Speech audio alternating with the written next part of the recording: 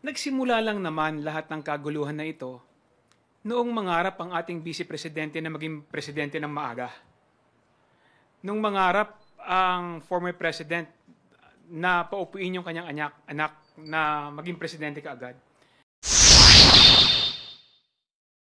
Ngayon po ang panahon na pinakamadami pong ganyan, yung mga balibalita sa mga maririnig natin na kung ano-anong sinabi ng ganito, balita ni ganito. But as you can see in the House of Representatives, hindi naman po kami nalihis. Hindi rin po kami natamaan ng mga iba't ibang diversionary tactics. Kahit na marami pong balita sa labas, marami pong noise coming from the outside, the House of Representatives has been very consistent that we were focused on issues of legislative inquiry, issues po dito sa mga hearings natin. And we will continue to do that, no? Siguro po kailangan ma-verify din po yung mga kumakalat na information na yon. But as far as the House is concerned, as far as kasama po namin si Chairman Joel, nakafocus po kami dun sa mga iba't ibang hearings, hindi lang po sa Blue Ribbon, but also the Quadcom. So, yun lang po. Salamat. Thank you. Next question from Sandro Chona from Billionarian, then followed by Marian Enriquez from TV5. Sir, kailan po, ano pong mangyayari kay Zulaika Lopez? Kasi mapapaso po yung contempt orders sa kanya on Saturday. Well, actually, humihingi pa kami ng update sa SAA, sa Sergeant at Arms, para ma-verify po yung talagang health condition ni Attorney Lopez. Once na nakatanggap na po kami, that's the time na pag-uusapan po namin at pagdidesisyonan po ng mga committee kung ano po ang aming gagawin. So sir, pwede siyang ma-release na on Saturday or tuloy-tuloy lang po siya doon sa VMMC? Well, sa ngayon, hindi pa namin napag-uusapan yan. Ang natakil pa lang po kanina is yung issue para po bukas. So siguro once na nakatanggap na po kami ng report from the Sergeant at Arms, that's the time para tayo po ay i-report din natin to sa mga kasama rin po natin sa committee. In addition dun sa sinabi ni Chair Joel, no, you have to understand, no, na hindi ito desisyon lamang ng isang tao. Kailangan pagdesisyonan din ito ng isang buong komite, which is the Blue Ribbon Committee. Kailangan ding makuha din natin yung recommendation galing sa Office of the Sergeant at Arms kung ano talaga yung kalagayan ni Attorney Lopez, at kailangan din makausap yung mga doktor niya para malaman din kung ano ba talaga yung totoong medical condition niya. So it is just right, no, na naging cautious din si Chairman Joel Chua dahil gusto rin ng komite na masiguro na nasa maayos at magandang kalagayan si Attorney Lopez bago siguro siya uling humarap sa komite ng Blue Ribbon. Thank you, Sandro. Marian? Natanong na ba? Sir, sorry, natanong na ba kung kailan po i-schedule itong ating good government hearing? Sa ngayon, wala pa. Chine-check pa namin yung schedule. Kasi sa totoo lang, ngayon, ang nakapokus din po ako dahil nagkaroon ng isang malaking sunog sa distrito ko kagabi. Kaya medyo yun muna ang pinagtuunan ko ng pansin ngayon. Kaya until nakatanggap nga po ako ng mga tawag sa mga kasama ko because eto nga po yung naging concern nila. So yun po muna yung aking pinag-focusan. In the meantime, ayusin ko po muna yung mga naging biktima po ng sunog sa distrito ko. Sir, I understand that you said po na hindi pa napag-uusapan yung tungkol sa impeachment, pero meron pong statement si VP Sara Duterte recently, and sinabi po niya, if you would like to comment on this, sabi po niya, if I get impeached, that's my end. Gumastos at magwaldas ng pera ng gobyerno para impeach ang Vice President, para pagtakpan ng kakulangan at pagsisinungaling ng ating administrasyon, pagtakpan na yung mga pangako ay napako at babanatan nila ako. They can try and then let's see. Well, it's another diversionary tactics ng ating Vice Presidente, no? Para iiwas na naman ang usapin tungkol dun sa nangyari, no, sa pondo ng Office of the Vice President at saka sa confidential fund ng Department of Education. Ang pakiusap ko lang, sana mag-concentrate tayo doon sa kung ano ba talaga yung tunay na usapin. Ang tunay na usapin dito is may nawawalang pera ng ating gobyerno. Hindi naging tama yung paggastos. Nagkaroon ng kapabayaan sa pag-handle, no, ng confidential fund ng Office of the Vice President at saka ng Department of Education, at kailangan may managot dito. Doon tayo mag-concentrate kasi alam naman natin na itong mga ibang issue na ito na kanilang sinasabi at kanilang inilalabas is diversionary tactics lang ito sa pag-iwas sa responsibilidad ng ating Vice Presidente. Napakasimple lang naman ito. We want transparency, we want accountability, at kung sino may kasalanan, siya ang dapat managot. Unang-una, yung primary purpose po ng investigasyon din po natin, on top of that, ay in aid of legislation. By next week, magpa-file po kami ng mga House Bill na naging produkto po nito pong investigasyon. So, kaya nga po, sa totoo lang, yung impeachment po ay hindi pa po na pag-uusapan at kung ano pa po dahil sa totoo lang, nakapokus pa po kami dito po sa mga iba po pong usapin. Opinion niya yun. At kami naman po dito, yung katotohanan at pagtuloy po ng hearings ang aming tinitignan dahil yun po ay utang namin sa taong bayan. So we will stick with that and we will still continue po kung anong trabaho na ginagawa namin dito sa House of Representatives. Sir, she also made another statement po regarding naman po doon sa planong pag-file ng violation nga po ng anti-terrorism law. Ang sabi po niya, sinusubukan daw po nila to reach yung aking properties, yung assets niya, yung violation nga raw po nito, ay ginawa nila kay Kong Arnie Teves. They are doing the Arnie Teves playbook. Your comments. Well, again, no, this is another a statement of the Vice President na sana pag-isipan niya mabuti, no? Dahil iniisip niya there is a grand scheme na pinagtutulungan siya. Pero actually, ito yung resulta ng kanyang mga pinagagagawa, no, at pinagsasabi. Although sa nakikita ko, no, ito personal na opinion ko. Nakita naman natin yung yung batas na ipinasa nila sa terrorism, no? At talagang nakita naman natin na meron siyang violate doon. Pero kailangan nating hayaan, no, na ang Department of Justice, ang NBI at ang ating mga law enforcement unit na mag-imbestiga kung talagang may nilabag ang ating Vice Presidente. At kung nakita nila na may inilabag, nararapat lamang na filean talaga siya ng kaso. Kasi may nilabag siyang batas, kailangan siyang pananagutin. Dagdagan ko lang si Kong Jay, no? Hindi ito playbook ng ibang tao. Playbook niya ito. Kasi siya lang po nagtangkang gumawa na tangkain na patayin ng ating Pangulo, ang First Lady, at ang ating Speaker.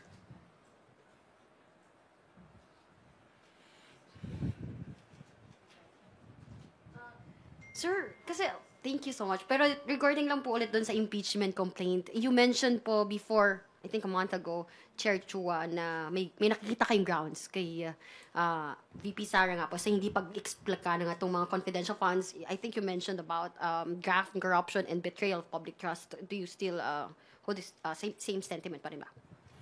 Kasi natanong po sa akin yan sa isang interview kung may ground. So, base po sa aming investigasyon, maliwanag naman po yung ground. Ang tanong lang naman po dyan kung ito po ay itutuloy. Tutuloy po ba, sir? Sa ngayon, wala pa nga po na pag-uusapan, kagaya po na ng binanggit ko. Kaya nga nagugulat po kami kung saan po nanggagaling yung mga ganyang salita. Dahil unang-una, syempre, alam naman po natin yung sitwasyon ngayon. By next year, election na. So, lahat busy. So, kaya hindi ko po masagot kung totoong magkakaroon ng impeachment dahil by February, start na po ng national campaign. By March, start na po ng local campaign. So, yun po ang hindi ko po masagot. Ano po ba ang parang marching order po ni Speaker or ni PBBM? Wala naman po sa amin binabanggit pa as of now. Kaya nga po, sinasabi ko po, ito po ay pag-uusapan pa ng mga miyembro kung ano ang magiging laman ng aming committee report. But definitely, magiging laman po niyan ay yung mga batas na amin pong napag-usapan na siguro kailangan maging priority bill po para po maiwasan na po yung mga ganitong klaseng problema in the future. Thank you. Joy Cantos from Filipino Star, you're recognized. Good afternoon po, sir. Sir, the rift between the President and the Vice President, do you think it could lead to political crisis? Bumabagsak. Maganda na po yung economy natin. Nagkakaroon na naman po ngayon ng downfall sa investment sa stock market dahil po dyan sa issue na yan. Yung rift, siguro, hindi ko alam kung proper word yung rift. Pero definitely, iba naman po yung nag-aaway sa inaaway. So, ang pananaw ko po dito kasi inaaway nila yung Pangulo eh. So, kitang-kita naman po, it's very obvious na sisi dito, sisi dyan. Pero at the end of the day, we all should be accountable for our actions. And as we all know, the President, alam naman po natin yung Pangulo, talagang kung pwedeng magtrabaho na lang siya, magtatrabaho na lang po siya para sa ikagaganda ng bansa. Pero syempre, he won't take this sitting down. Dinet-threat ka po. So, kahit sino po sigurong mamamayan, ganun din po ang response sa nangyari. But again, I think the President is working and he feels na he should be above itong mga nangyayari ngayon, but tao lang po siya. So, kailangan niya pong magtrabaho para nga po, yun nga, masolusyonan pa rin. At kung magkaroon man kung parang ang tingin ng tao political crisis, naka-back up po, saka steady po yung foundation natin, especially po sa ating economic sector.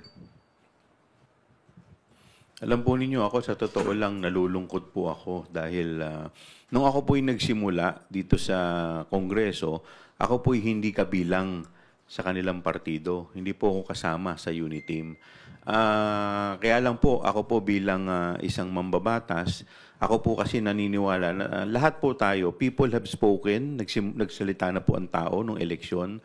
Dapat po lahat kami, we should rally behind the President. Why? Because kung ang presidente po ay naging matagumpay, ang bansa po natin ang makikinabang. And it will redound to the benefit of the people. Pero kung ang presidente po ay hindi naging matagumpay, ang kawawa rin po ang bansa natin.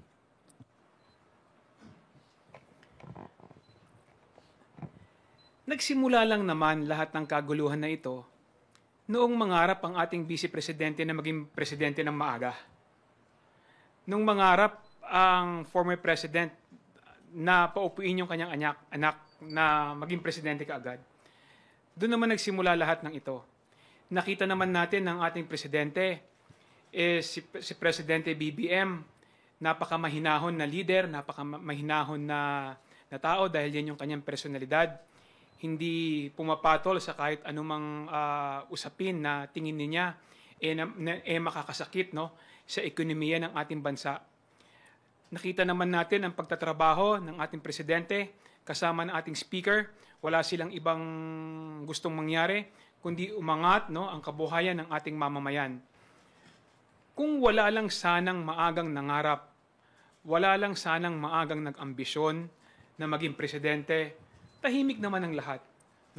So, yung mga nangyayaring usapin na ito ngayon, alam naman natin pare-parehas kung ano yung pinagmulan.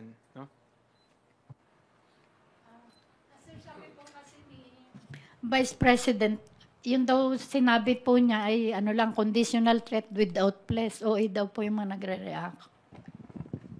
Actually, wala naman pong conditional threat sa batas. Ang threat is a threat. So, kung ano man po yun, tsaka lahat naman po tayo siguro napanood natin. So, medyo disturbing po talaga. At tsaka talagang worries. Nakakabahala po talaga yung mga binitawan na salita. Kaya nga po kami po sa mga kasama po natin dito sa committee, ito'y binibigyan namin ng top priority. Dahil buhay po ng Pangulo ang nakataya dito. Nag-prepare po ng military junta kasi between the President and the Vice President, meron pa rin pong sumusuporta sa, nakikisimpatize sa Vice President, although maliit lang na portion sa among the junior officer po ng AFP. Yung pong smoldering hatred niya, do you think it could fuel rebellion?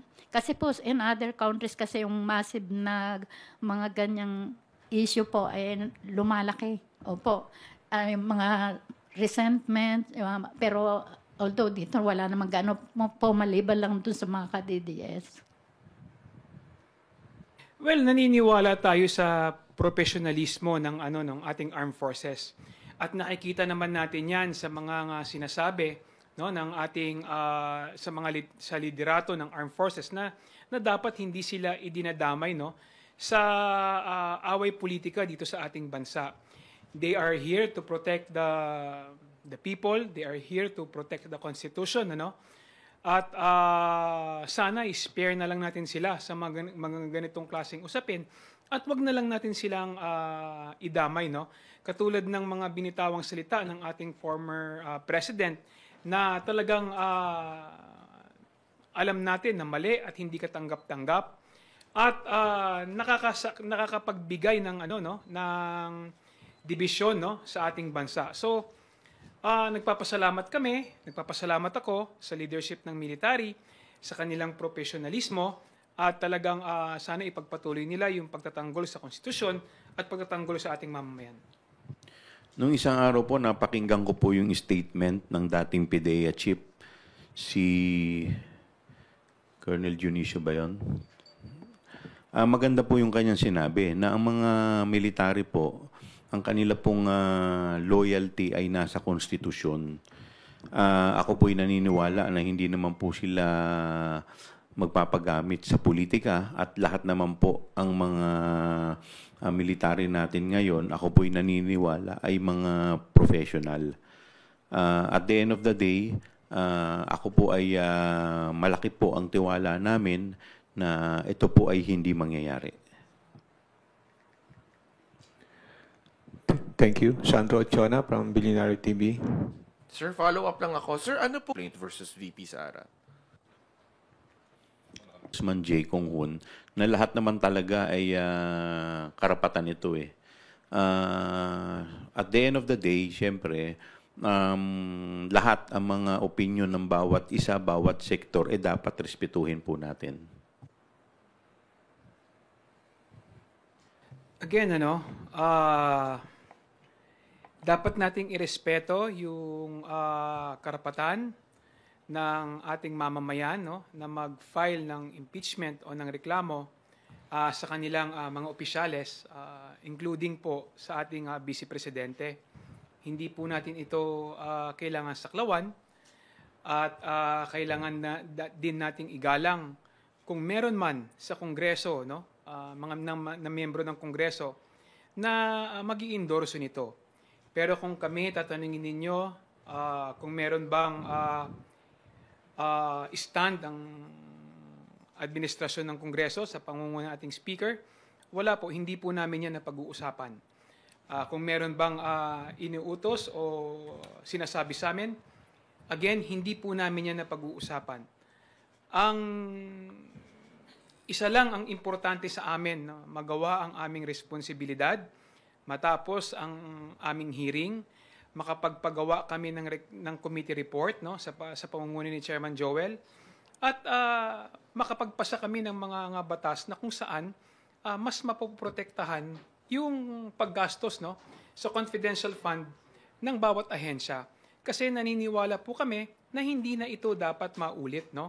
At dapat magkaroon tayo ng safeguard lalong-lalo na sa paggamit o sa pag-disburse ng mga confidential fund ng kahit anong departamento ng ating pamahalaan.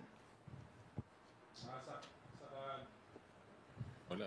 Sa kadagdagan ko na rin lang, siyempre constitutional na duty namin yan as legislators At kung meron mang may hain or wala, kailangan, siyempre pag may naghain, kailangan naming actionan. Either we approve it or we don't. Yes. Thank you. So, sirs, hindi po kayo magpapadala kasi with all that happened exactly last week. Diba ganitong araw yan last week? Hindi po kayo magpapadala dun sa emosyon, sa seemingly pambabastos as an institution sa Kongreso? Nagbigay naman po kami ng reaction during the previous na press con na syempre, hindi kami sang-ayon dun sa mga nangyari. Ngunit, sabi ko nga, baka this is a bigger diversionary na tactic. So, kami po sa komite with our chairman, talagang nakafocus po kami sa issues pero syempre, nakakabahala, nakakatakot, sabi ko nga, na aabot sa ganung punto.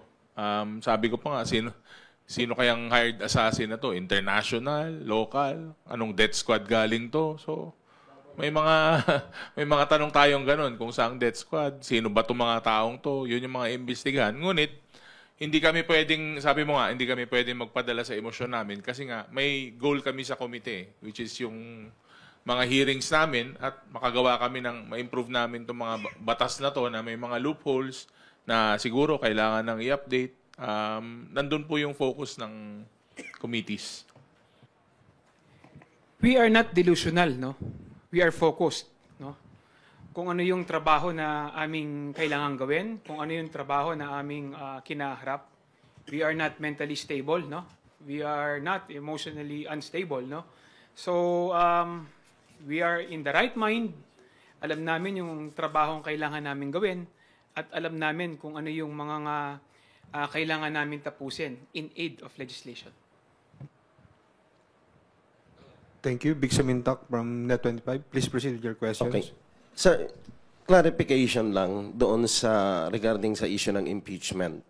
You made mention, Chairman Chua, na kung may grupo na magsasampa ng impeachment against the Vice President, isa ang dahilan na medyo makakahadlang is yung time constraint na because next year, by January to February to March, campaign period na. So, meaning to say, yun bang election period, isa rin yun sa magiging hindrance para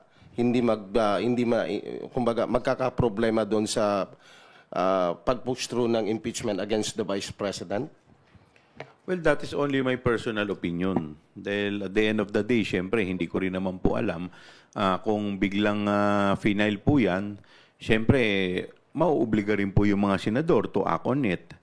Di po ba? So, but that is only my personal opinion dahil tinitingnan din po natin dahil syempre lahat naman po kami ay may kanya-kanyang gawain. So, ito po, yun ay personal ko lang pong opinion. Okay. Marian Enriquez from TV5.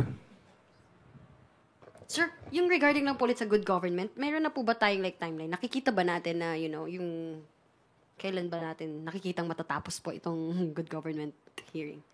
Actually, kung ako pong tatanungin, siguro baka hingin ko po yung opinion ng mga kasama ko in the next schedule. Magpapaset po kami ng meeting kung may mga kailangan pa bang pigain. Kung wala naman na po, siguro it's high time. Kasi ako, ang dami ko ng suggestion na mga batas May mga kasama ko, marami na rin sinasuggest na mga batas. Kaya nga po, sabi ko, by next week, may mga maifa-file na rin po kami na batas. So, hopefully po, syempre, at the end of the day, lahat ang opinion ng bawat isa ng mga miyembro ay kailangan ay hingin din po natin ang kanilang mga opinion. So, sir, solved na po ba kayo kahit hindi niya po naisasalang yung dalawang security officers na Colonel Lachica and Nolasco? Kasi po, sa akin po, hindi ko po masasagot yan insofar as I'm concerned dahil yan po ay, kaya nga po sabi ko po sa inyo, tatanungin ko po muna kung ano pa ang opinion ng mga kasama ko. Kasi sa totoo lang, nagsimula po tayo dito, lahat nagpasapasahan na Well, tingin ko as as nakikita ko naman kung ano yung nangyayari sa committee natin.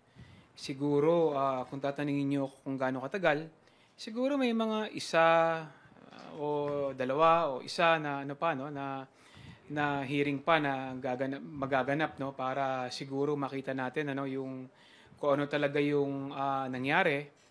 Nakakalungkot lang dahil talagang pinipilit nilang itago no kung saan napunta yung ano no yung pera at saka yung responsibilidad regarding sa pagkukulang sa pag-iingat ano ng pera ng ating pamahalaan.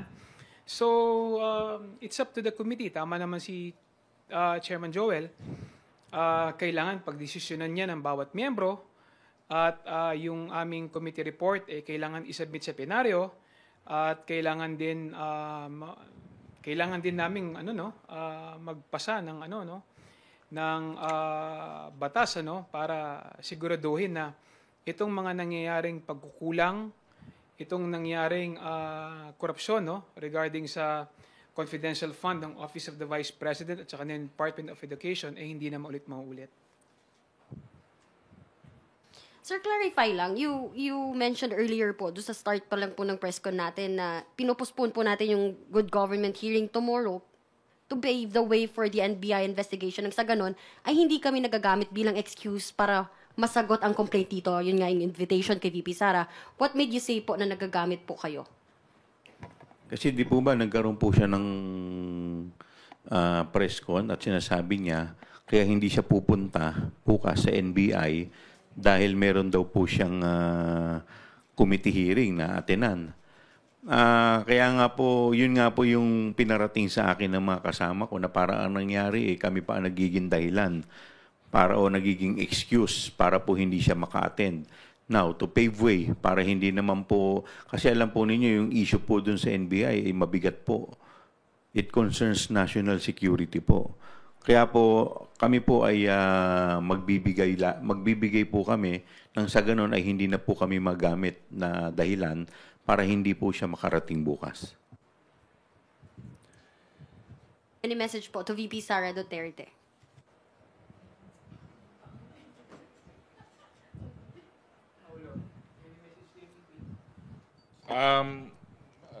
Hindi naman po, wala na pong committee hearing po. So, I guess, hindi na niya kailangan dumating. At siyempre po, at least, hindi na magagamit yung committee na palusot dahil alam po namin na mas mabigat po yung kailangan harapin sa NBI. So, ingat po.